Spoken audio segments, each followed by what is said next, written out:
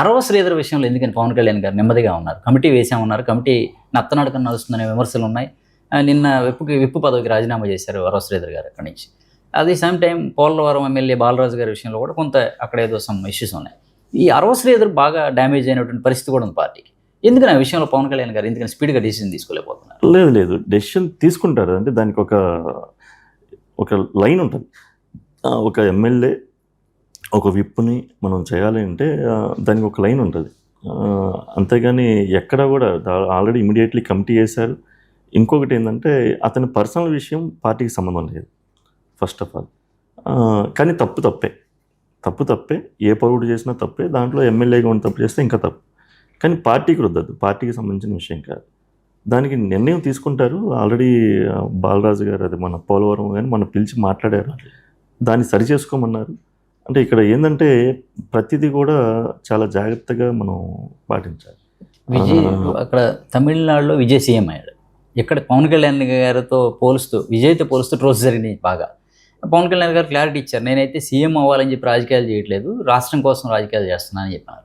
అది జనసేనగా మీరు ఒక లీడర్గా ఉన్నారు, మిగతా వాళ్ళంతా కూడా జనసేనలో ఉన్న లీడర్లంతా కానీ మీరే కావచ్చు, అసలు పవన్ కళ్యాణ్ గారిని సీఎంగా చూడాలనుకున్నారా లేదా? తప్పకుండా అండి, మేము తప్పనిసరిగా పవన్ కళ్యాణ్ గారిని ముఖ్యమంత్రిగా చూడాలనేది మా అభిలాష. అలాగే దానికి మించి అంటే నా వ్యక్తిగతంగా ఏంటంటే పవన్ కళ్యాణ్ గారు ముఖ్యమంత్రి కాదు, ముఖ్యమంత్రి మించి స్థాయి ఆయన అవుతారు.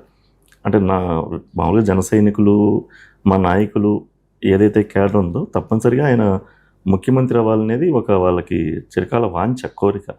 కానీ పవన్ కళ్యాణ్ గారు ఏంటంటే మనం అడ్మినిస్ట్రేషన్ ఎలా చేయాలి, బాధ్యతలు అవన్నీ నేర్చుకుంటున్నారు. అంటే గవర్నమెంట్లో ఉన్న ఇమీడియట్లీ వచ్చేసి ఏ నిర్ణయం పడితే అది కాదు, ముందర ఆయన ఎంత శ్రద్ధగా నేర్చుకుంటున్నారో మనం చూస్తూ ఉన్నాం. ఈరోజు శ్రేణులు నిరుత్సాహం వస్తుంది కదా సార్, పవన్ కళ్యాణ్ గారు నేను సీఎం అవ్వాలని లేదు అని చెప్పానంటే తప్పనిసరిగా అది అర్థం చేసుకుంటారు. నిరుత్సాహం ఏం కాదు, ఏదైతే ఆశించే వాళ్ళు నిరుత్సాహపడతారు. కానీ శ్రేణులకి తెలుసు అంతా.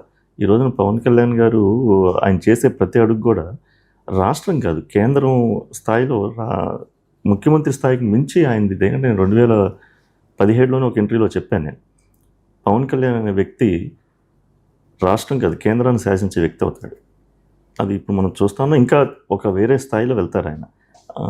ఆయన మాత్రం మనం అంటే ఆయన నడవడికి కానీ ఆయన పార్టీ పెట్టిన సిద్ధాంతాలు కానీ అవన్నీ మనం చూస్తే డెప్త్గా ఆలోచిస్తే డెఫినెట్గా ఆయన అంటే రాబోయే రోజుల్లో ఖచ్చితంగా సెంట్రల్ నుంచి మనం పవన్ కళ్యాణ్ గారిని చూడొచ్చా? అంటే చెప్తున్నాను కదండి, ఇప్పుడు మనం ఏదైతే వీళ్ళంతా ముఖ్యమంత్రికి మించిన స్థాయిలో కేంద్ర ప్రభుత్వంలో కూడా అంటే ఆయన కేంద్ర ప్రభుత్వాన్ని కాదు కేంద్రాన్ని శాసించే స్థాయిలో ఆయన వెళ్తారు. అంటే ఈ రోజున మోడీ గారికి ఆయనకున్న అనుబంధం అంటే ఇంత విశ్వాసమైన వ్యక్తి అంటే అందరికంటే ముందర మోడీ గారు గుర్తించారేమో నేను అనుకునేవాడిని. ఇప్పుడు ఎందుకంటే 2014లో ఆయన పార్టీ పెట్టిన తర్వాత అహ్మదాబాదు అప్పుడు మోడీ గారు ముఖ్యమంత్రిగా ఉన్నారు, ఇంకా ప్రధానమంత్రి కూడా కాదు. ఈయన పిలిపించి మాట్లాడిన పరిస్థితి అంటే ఆంధ్ర రాష్ట్ర ప్రజల కంటే కూడా ఫస్ట్ మోడీ గారే గుర్తించారేమో నా పర్సనల్ ఒపీనియన్, అట్లనే కాదు. అంటే ఈయన వ్యక్తిగతం, ఈయన యొక్క నిజాయితీ, ఈయన మాటిస్తే కట్టుబడి ఉంటాడు పవన్ కళ్యాణ్ గారు అనే ఒక అంటే అలాంటి వ్యక్తిని ఒక మంచి స్థాయిలో మనం చూస్తాం. మతపరమైనటువంటి రాజకీయాలు చేస్తున్నారు పవన్ కళ్యాణ్ గారు అని చెప్పిన విమర్శ కూడా బాగుంది. ప్రతిపక్షాలు బహిరంగంగా విమర్శలు చేస్తున్నాయి. సనాతన ధర్మం అంటారు, ఇక్కడ కొన్ని చోట్లకి వెళ్ళినప్పుడు ఇంకొక మాట మాట్లాడతారు. అసలు మతపరమైన రాజకీయాలు చేస్తున్నారా లేదా పవన్ కళ్యాణ్ గారు?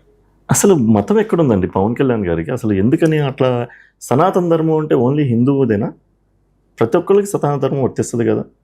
అంటే బైబిల్లో చెప్తారు, మన ఖురాన్లో చెప్తారు. ధర్మం అంటే మానవుడి యొక్క నడవడిక ఎలా ఉండాలి, ఒక ధర్మాన్ని కట్టుబడి ఉండాలి.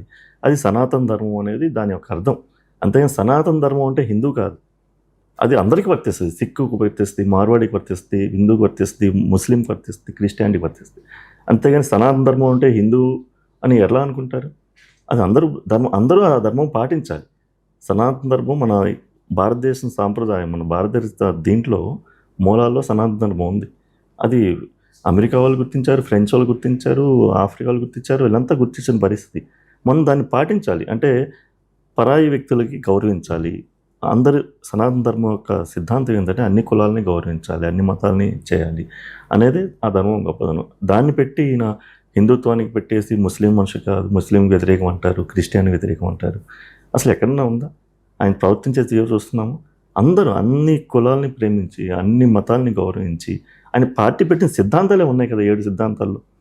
మరి ఎన్ని అంటే ఈ వైఎస్ఆర్సీపీ వల్లో లేదంటే ఆయన్ని మిగతా ఎవరన్నా కించపరిచే వాళ్ళు ఇలా దాన్ని అడ్డు పెట్టుకొని చెప్పడమే కానీ అలాంటి వ్యక్తి కాదు ఆయన. అంటే ఎక్కడ మాట్లాడినా జగన్కి స్ట్రాంగ్ వార్నింగ్ ఇస్తున్నాను అంటూ జగన్ ఉద్దేశించి ఎక్కువ మాట్లాడుతున్న సందర్భాలు తరచూ చూస్తున్నాం పవన్ కళ్యాణ్ గారు.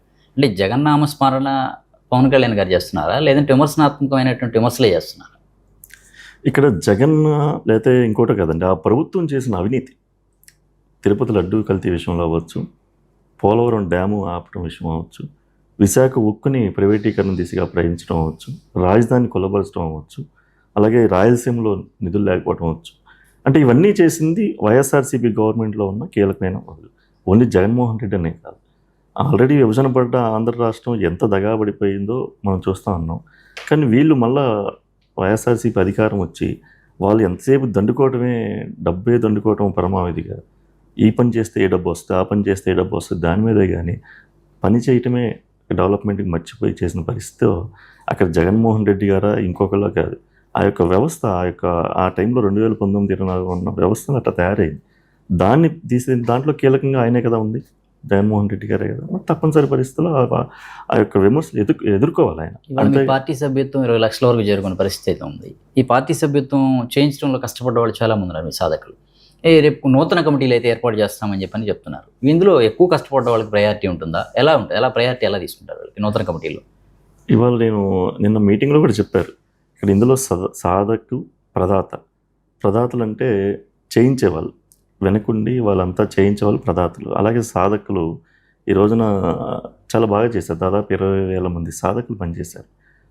అంటే వీళ్ళందరినీ తప్పనిసరిగా కమిటీలో కానీ పార్టీని ఇంకా డెవలప్మెంట్ చేసే విధానంలో కానీ ఆయన వాళ్ళని ఉపయోగిస్తారు. దేనికంటే కనీసం నిజాయితీగా 10 మందిని జాయిన్ చేసిన సాధకు కూడా నిజాయితీగా చేసిన చాలా గొప్ప విషయం.